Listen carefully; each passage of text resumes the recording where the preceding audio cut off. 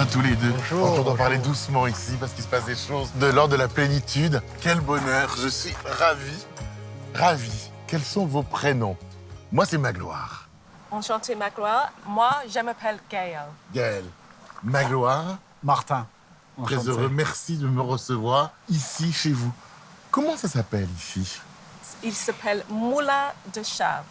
On est en Dordogne, dans un Oui. petit village qui s'appelle Cubiac. Oui, Voilà. Ça fait 18 ans que nous sommes là.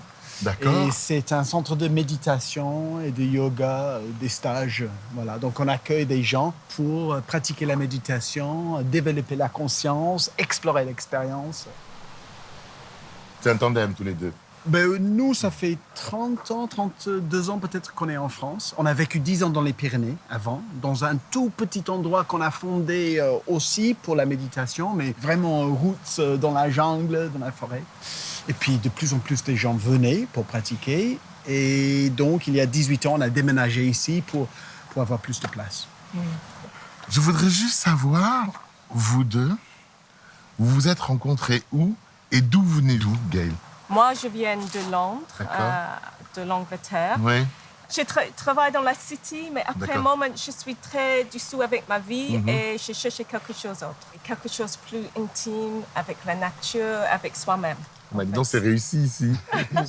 Et vous, Martin? Je suis britannique aussi, j'ai D'accord. grandi à la campagne. Et quand j'avais 18 ans, je n'avais pas envie de faire des études ni rien. J'avais une sorte de crise existentielle. Et je suis parti comme ça en Asie, où j'ai découvert le bouddhisme, la méditation, etc. D'accord.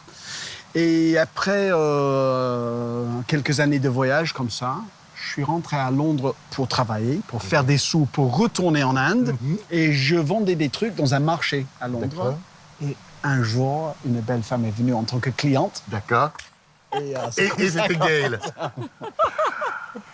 Lorsqu'on arrive ici, il y a un sentiment tout de suite de plénitude, de paix. Tout de suite, la rivière, les bambous, Ouais. la salle de méditation qui était déjà construite nous a totalement séduits Ouais. tout de suite. Je peux le comprendre. Gaël, Martin, est-ce qu'on peut visiter? Avec plaisir. On fait quelque part, je ne sais pas, je vous suis. Ben, par ici. Par ici, c'est parti. Parfait. Donc en fait, c'était un moulin. Ouais. Et c'était une fabrique de bijoux, Oh, c'est pas vrai, j'adore ça. une usine. Et ce qui est drôle, c'est qu'ils fabriquaient des chapelets C'est et pas possible. des croix C'est bon. pour envoyer en Indochine Non. aux missionnaires pour convertir les Asiatiques Non, au non, chrétianisme. Tandis que maintenant, on fait la convertit. Ah, c'est bon. on amène des pratiquants Ah, c'est bon. asiatiques ici en Europe. Attends. Je suis pas un poisson rouge, attention. Hein. On peut creuser ensemble. Et en plus, c'est le vertige. Ah ouais, super. Ah, ça va être une aventure. C'est en fait, c'est notre fils fils qui a soudé ce pont. J'espère qu'il l'a bien fait. Je lui fais toute confiance. Passez devant. Oui? Voilà. OK. Aïe, aïe, aïe. Aïe. Ce petit bâtiment-là, on appelle le Metta Mandir. Et en fait, il y a un hôtel avec une statue du Bouddha. Et à l'intérieur, il y a beaucoup de photos des gens qui ont décédé. Et donc, des pratiquants ici, des gens qui viennent en stage. Souvent, ils mettent des photos de leur chair décédée à l'intérieur.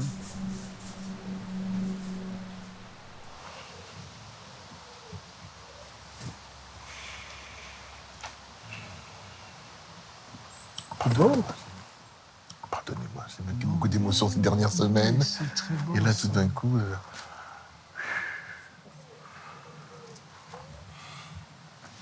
On continue la visite. Alors, c'est parti, on y va. OK, je vous laisse pour continuer la visite et je le retrouverai plus tard. Mais on se retrouve tout à l'heure. Yes. Promis exactement. juré. OK.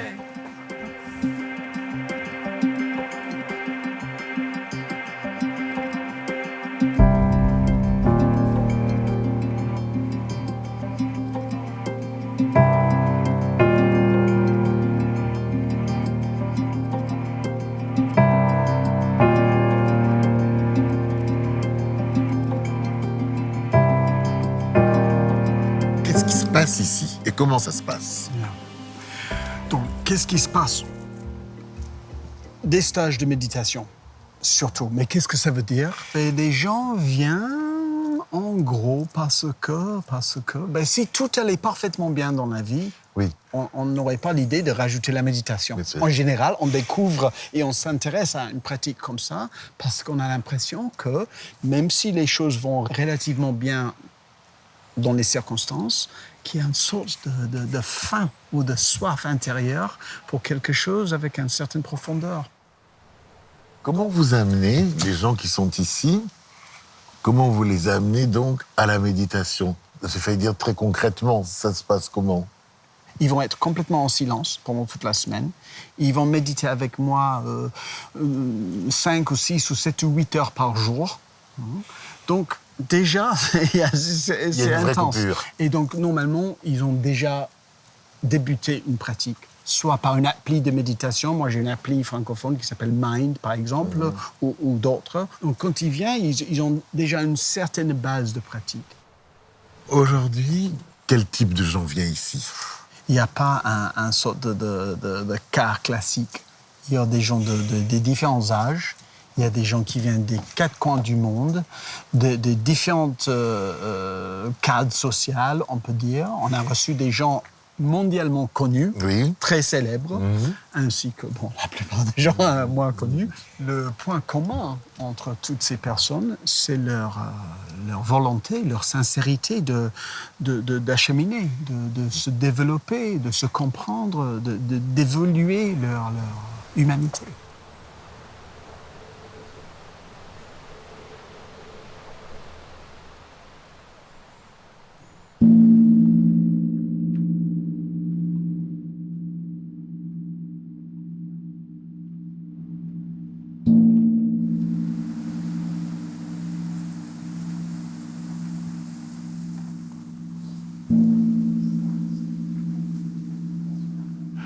Alors nous entrons dans l'espace bureau, c'est ça?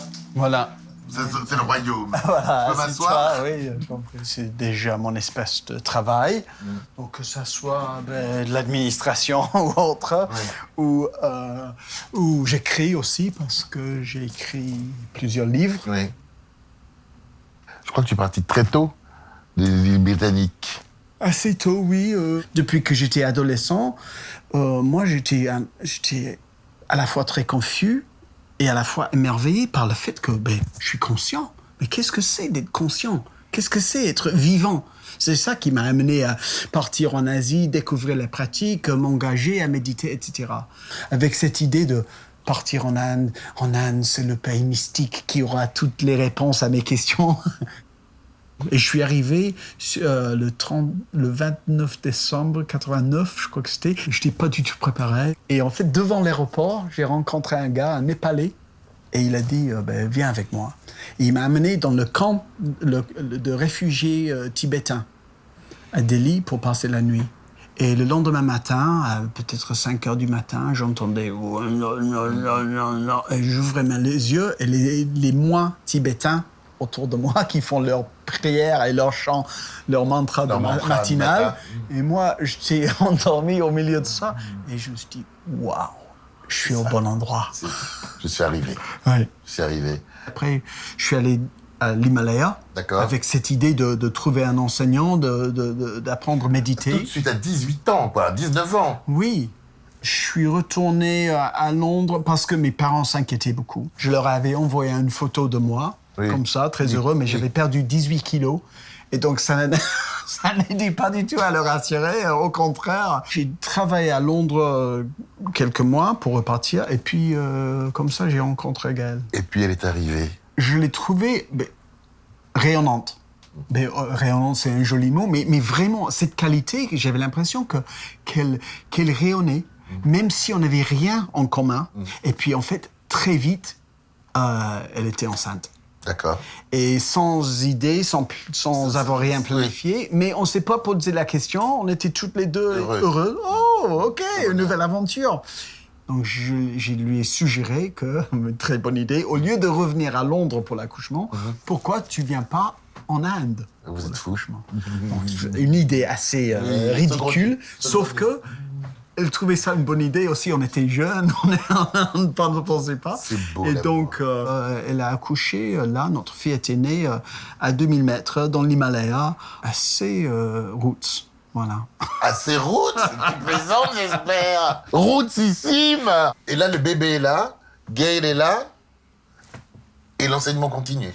Oui, mais ça faisait maintenant 3 années que j'avais suivi cette pratique. Elle aussi, d'ailleurs, maintenant, elle avait commencé à pratiquer, etc. Mais avec un enfant, elle ne voulait pas habiter en Inde. Et donc, elle voulait être en Europe. Et moi, j'avais cette vision d'une sorte de vie montagnarde, sauvage, etc. Et donc, on s'est dit, les Pyrénées françaises. Et on est parti comme ça, à une sorte de voyage de découverte, pour trouver un endroit, pour habiter, pour élever nos enfants, et puis pour accueillir des gens pour méditer aussi. Oui, comment s'appelait ton ermite? Sukantagiri Babaji. Mais ça, c'est pas un nom du tout connu. Il était ermite, justement, donc il était très anonyme. Et même si lui, il était très humble, je peux dire qu'il m'a rien enseigné, mais j'ai beaucoup appris.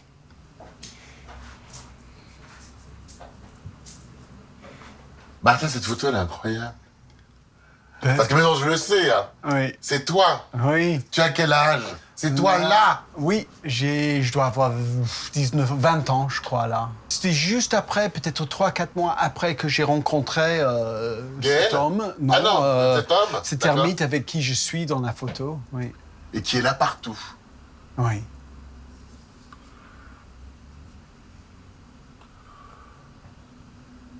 Là.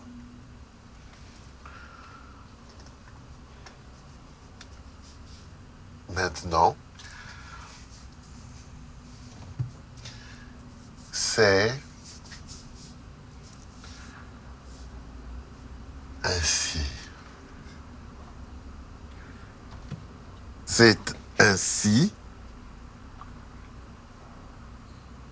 Merci.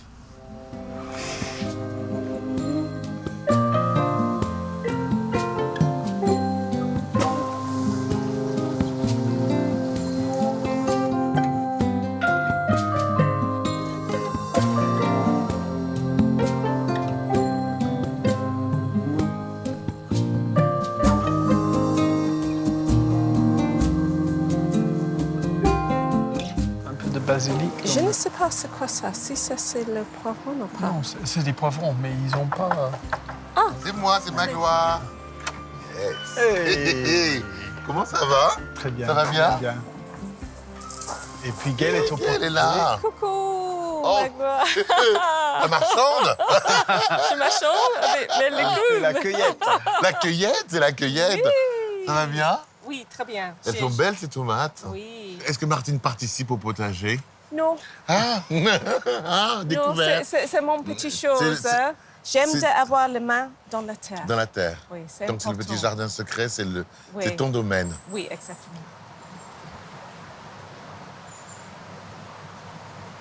Est-ce que c'est important pour vous, dont la vie est le travail, votre vie, c'est votre travail, quelque part, c'est la même chose, d'avoir ici, dans la maison, un coin à vous? Parce que Oui. là-bas, il y avait les gens que vous accueillez. Exactement. Et c'était trop. Après un moment d'avoir les gens autour, tout le monde, et la famille, c'est nécessaire d'avoir l'espace, bien sûr. Vous 4, Voilà. hein, Ouais. ou 3, ou 2, ou tout seul, mais se retrouver. Ouais. Je vais voir les enfants, ça vous dérange? Mais oui, C'est notre moment. Ils vont peut-être faire des révélations. Vas-y, ils sont là. À tout à l'heure. Oh, Salut! ça roule? Ouais, ça va. Je vous rejoins, j'arrive. Vas-y, je te retrouve là. Ariane? Ravi. Bonjour, Magloire. Je suis un petit peu, presque intimidé par ce qui se passe ici. Vous êtes, vous deux, les enfants de Martine et de Gail. Donc, ça ne doit pas être anodin. Et donc, j'aimerais savoir la vision que vous avez de leur travail, de ce qu'ils sont.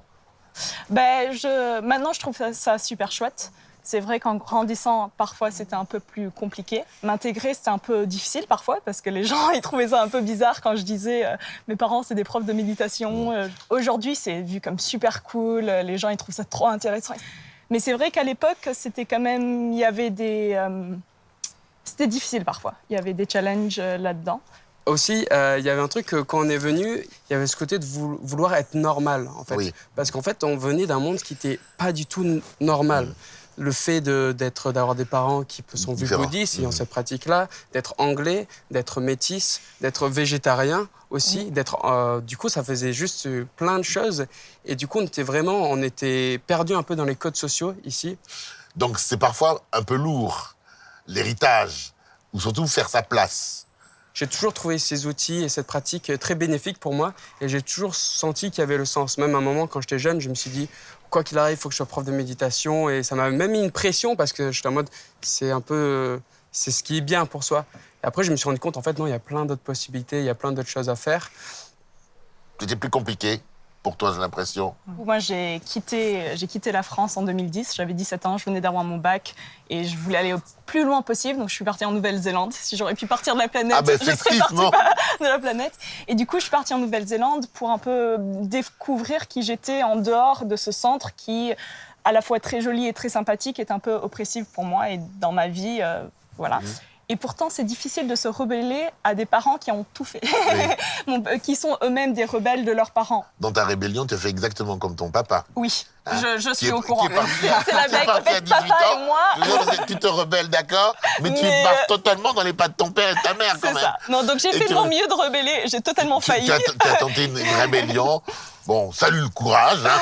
C'était une belle rébellion. Mais quand c'était une belle rébellion. Non, mais c'est tu toujours... repars, évidemment. C'est la blague. Papa et moi, on a énormément de parallèles dans nos vies. Nous, on a une vie géniale parce qu'on a des influences de tellement de cultures différentes, parce qu'on a voyagé. Et du coup, ça nous permet une ouverture d'esprit, ça nous permet une connexion, ça nous permet de se relier à d'autres humains, quel que soit leur point de vue, quelle que soit leur origine. Et ça, on ne peut pas l'avoir si on grandit avec une mentalité très restreinte, en fait.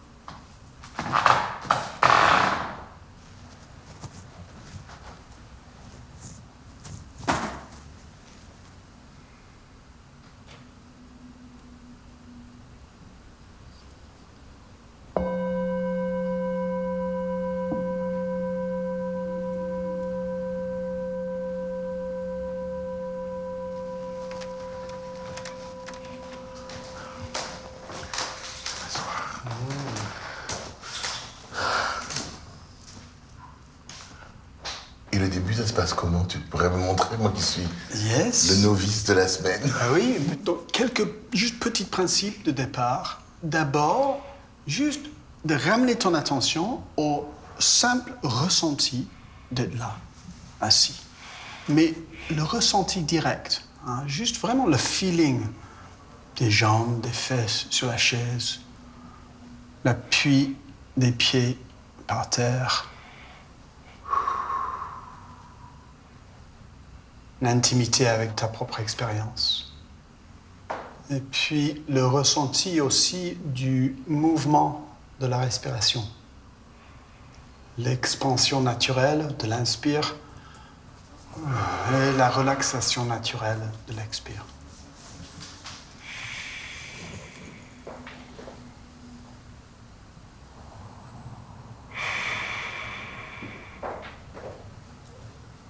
Quand tu trouves que quand même ton attention a tendance de partir, de s'éparpiller, ramène-la. Ramène-la.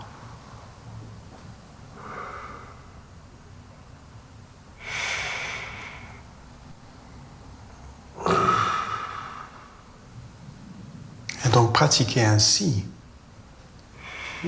dans le ressenti immédiat, dans la suivi de la respiration naturelle. Voici le début de la méditation. Merci beaucoup. Merci beaucoup.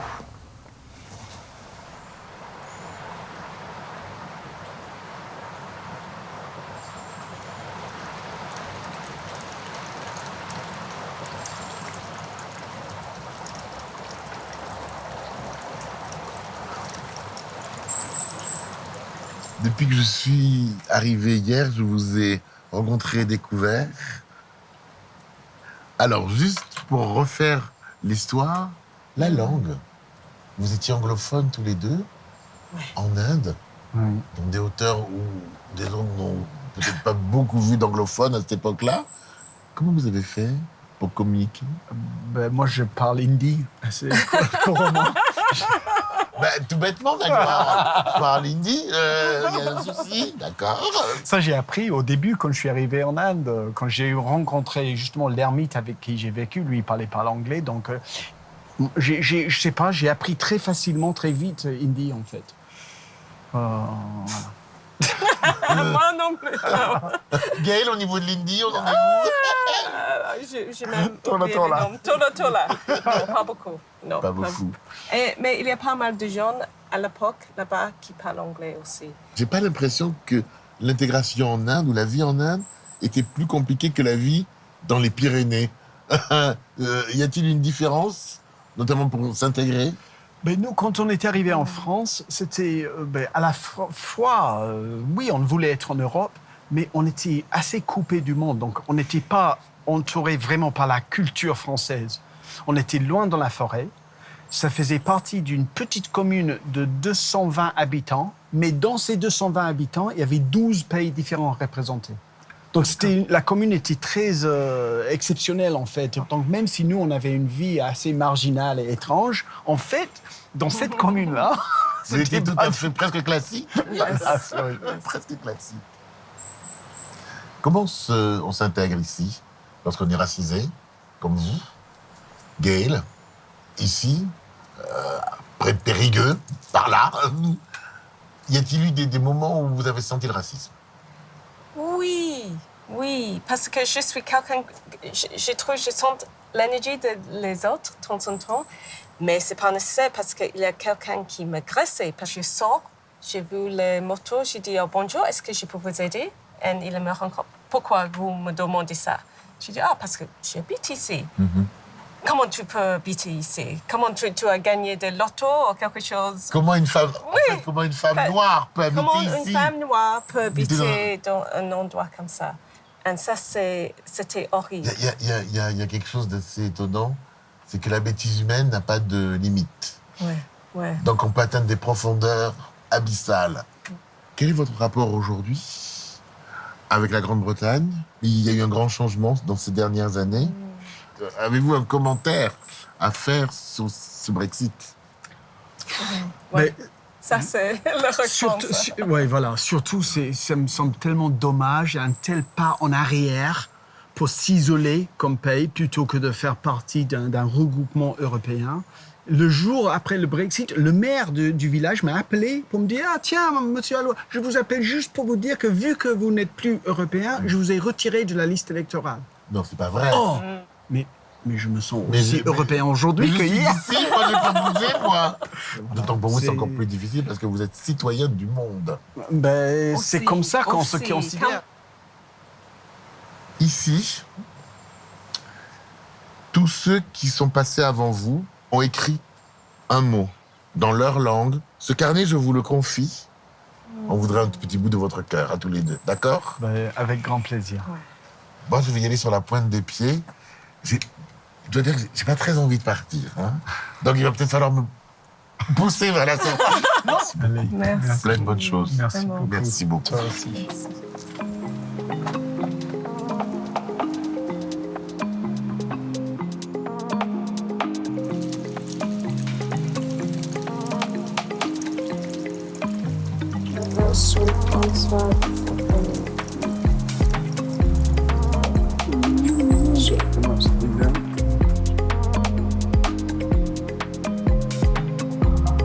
Tant d'histoires, tant d'origines,